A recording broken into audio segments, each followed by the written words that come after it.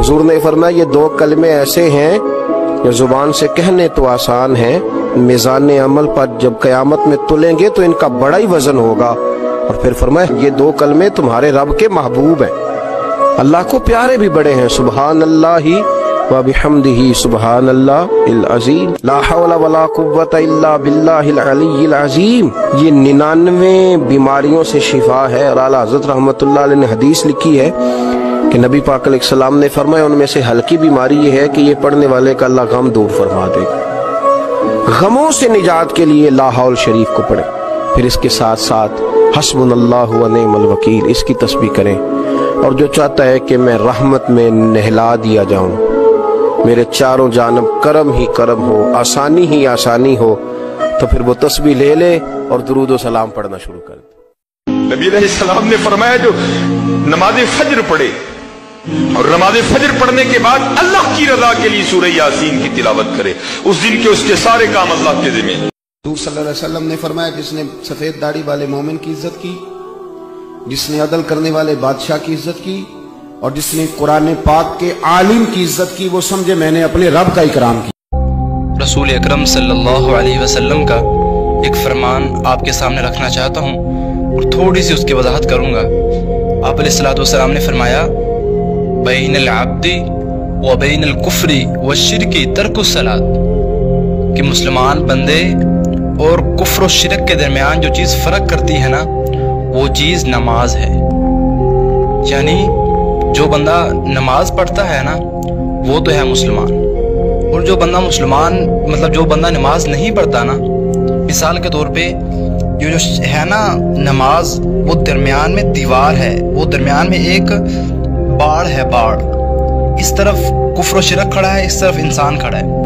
اگر تو نماز پڑھے گا پھر تو وہ مسلمان ہے، اسی طرف رہے گا، لیکن اگر وہ نماز کی جو باڑ ہے نا اس کو ہٹا دے گا تو پھر اس کے اور شرک کے درمیان کوئی فاصلہ نہیں رہ جائے گا، وہ اور شرک ایک چیز ہو جائے گی۔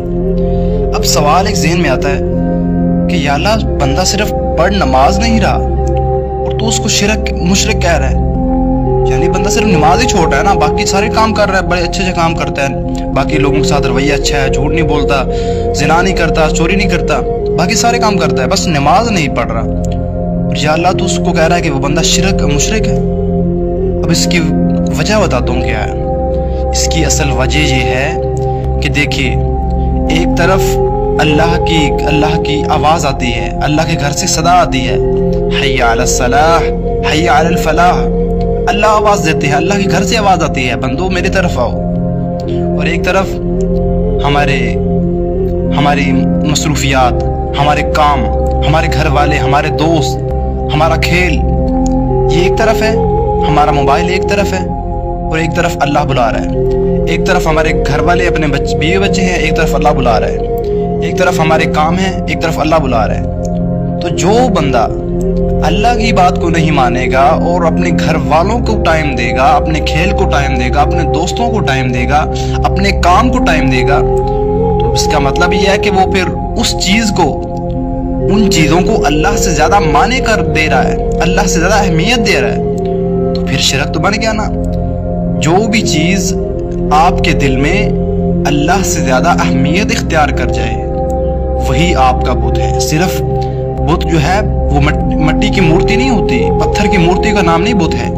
ہر وہ چیز جو آپ کے دل میں اللہ سے زیادہ محبت اختیار کر جائے نا، اہمیت اختیار کر جائے، وہی آپ کا بت ہے۔